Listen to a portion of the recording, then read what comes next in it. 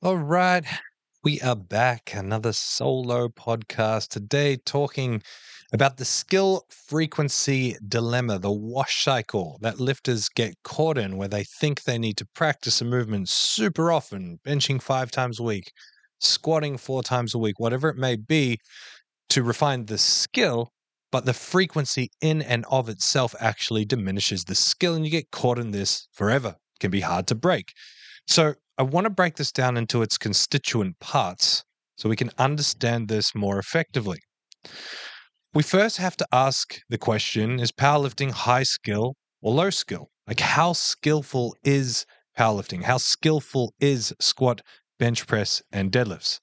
Well, we can break this down. So in biomechanics, skill is ranked on a continuum from open skill to closed skill movement, right?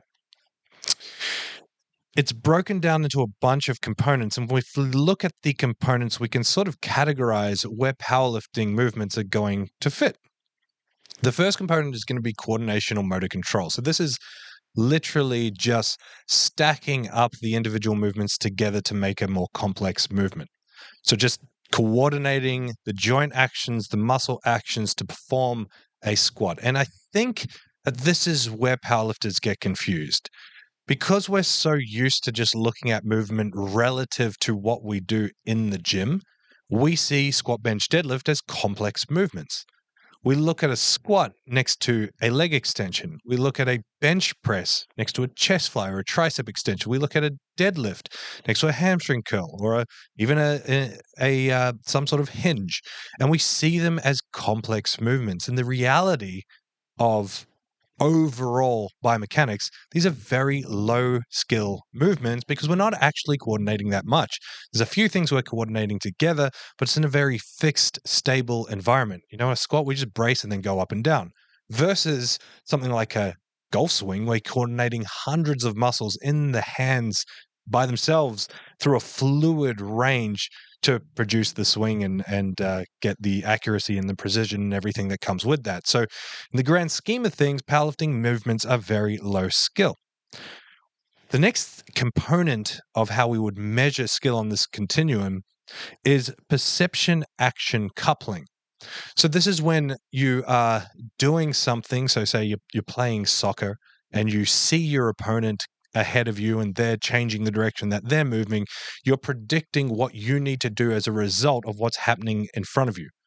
So you're perceiving the field of play, you're perceiving whatever the action is or the environment is, and then you're changing the action based on that environment. In powerlifting, this is something like you're warming up on a Texas power bar, and on the platform they're using an Eleiko power bar. So it does exist. There is some times where we have to change or be ready for a change in environment. But the change in environment that we experience is so minimal that's almost not worth talking about. So it ranks very low in this particular component. The next component is efficiency. We're trying to save as much energy as possible. We're trying to have high economy in terms of energy expenditure. We're trying to do this very efficiently. And again, it's another one of these words we love to use in powerlifting. Trying to move as efficiently as possible sounds really nice. But again, because these are sort of low motor skill unit, these are low motor unit coordination, whatever, these are low skill movements, the actual efficiency doesn't matter too much. It doesn't generalize here very well because we have a singular constrained goal. We're doing the same thing over and over and over again. So we're just trying to get the movement as efficient as possible, but the buck kind of ends there. There's no change that we have to adapt to where we would need to be efficient with the change, if that makes sense. Consistency and replicability is a huge one for powerlifting. So this is where we're going to score highest in terms of powerlifting. We need to do these movements with precision, with accuracy, over and over and over again to stack up the skill and express strength on the platform. So we definitely tick the box here when it comes to, again, the whole idea of consistency and reproducibility. The final thing that we've got here in terms of these components is adaptability and creativity. So this is kind of like the perception action coupling, but the action is a result of it. Think of it like, the perception action coupling is the ability to drive a car, look at the road ahead, change your steering, change things according to what's happening in front of you. The adaptability or the creativity is now getting into a completely different car on a completely different road in the rain and trying to control that scenario. So when it comes to adaptability and creativity, we have next to nothing here. Like in terms of powerlifting, again, the closest thing you could sort of make the argument for is a change of equipment on the day. But really, that doesn't quite hold up. Where this would hold up, like where this would apply if we were looking through a powerlifting lens, is you're used to squatting on solid ground and now you're squatting on a platform floating in the water, that kind of thing. That would be where this would make sense. And we never, ever have that in powerlifting. So if you look at all of these components individually, rank powerlifting according to each of them, in conclusion, squat, bench, deadlift are very low skill movements. If anything, if we're being generous, we might rank them as moderate skill movements. Why this is so important is because if you have the perception that powerlifting is a high skill endeavor, you think that it needs a lot of practice, because something that is high skill requires a lot of practice. If you want to get really good at golf or throwing darts, you want to play golf or throw darts every single day, basically. If you want to get good at bench press, which is low skill, benching 5 to 6 times a week doesn't make a great deal of sense. That kind of leads us to the next thing. What is skill specifically when we talk about powerlifting? Now, I've spoken about this quite a bit recently, so sorry if this is repetitive, but if you're new, it's always good to hear again anyway. As if you're new, this will be new. If you're not, it's always good to hear again anyway. What is skill in the context of powerlifting? Well, it is the ability to do these movements relative to the load that we want to do them with. So skill in powerlifting is not just doing a squat. It's not just doing a squat in a particular way.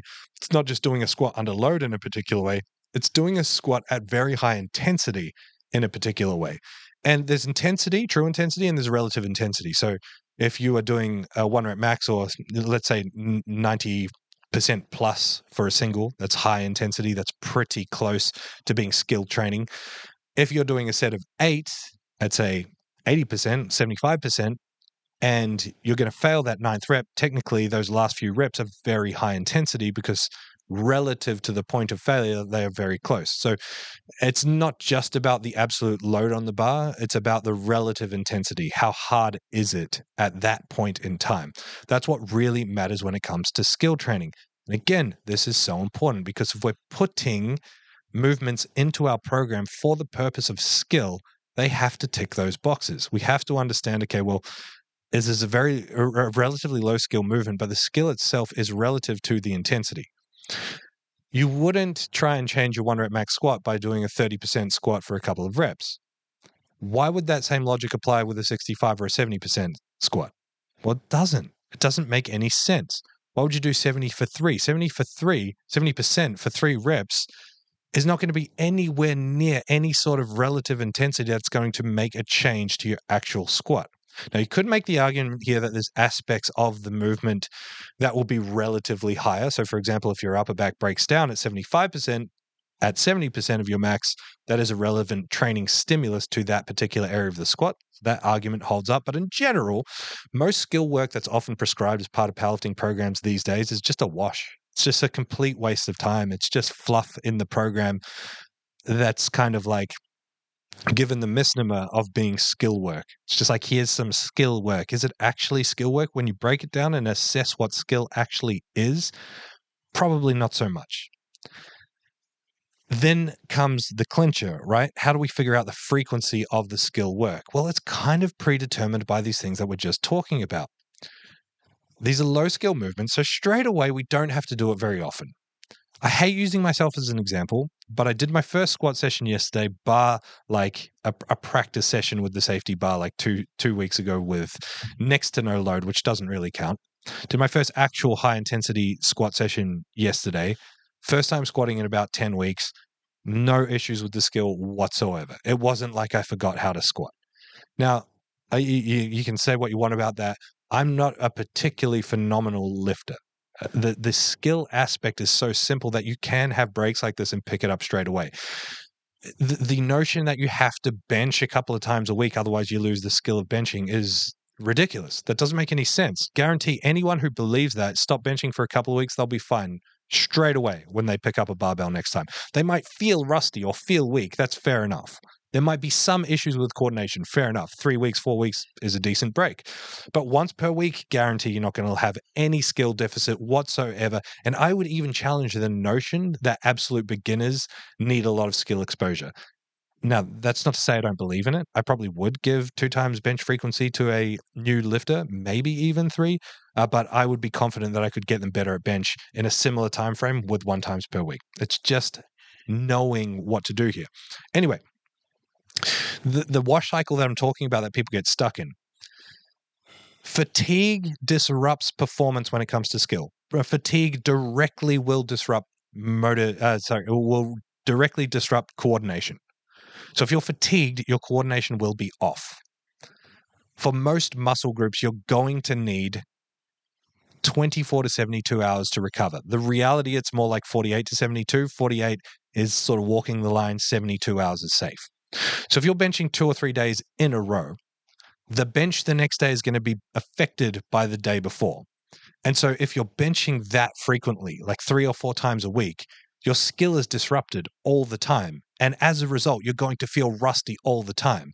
And if your inherent belief is that the only way you can get better at the skill is to practice it more, you're going to be tempted to be like, well, I'm doing 3 days a week. I'm feeling rusty. I better add a 4th. I'm doing 4 days a week. Now I'm feeling rusty. I better add a 5th. The reality is you're just fatigued. The frequency is creating the fatigue, which is disrupting the skill. And as a result, you feel rusty all the time. That's kind of backwards. If we want to determine how to figure out frequency as it relates to skill, we have to come back to the principles of how we get stronger in the first place. Strength is not an adaptation. Strength is an expression of the adaptations that we make, and the adaptations that we make that we can control are motor unit recruitment, coordination, which is the skill we're talking about, and of course, hypertrophy. All 3 of those things need high intensity. If you're training at a high intensity, you need adequate rest to be able to back up that intensity. Adequate rest is going to be 48 to 72 hours, realistically 72 hours. So call it 3 days. If you're resting 3 days, you're only going to be able to tolerate with a high degree of intensity 2 of those same training sessions per week or 2 exposures per week. You will get away with 3. And don't get me wrong, if you're doing 3 times frequency, don't freak out. More than that is just overkill. More than that is genuinely deleterious to progress.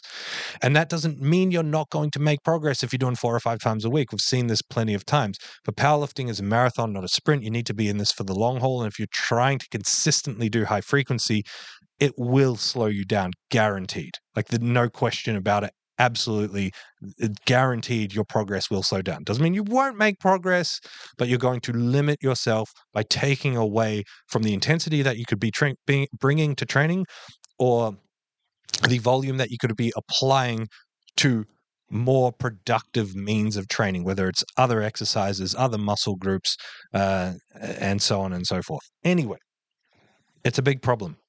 This whole I need to train more often because my skill is rusty. I need to refine the skill. And the reason the skill is rusty is because you're training so often.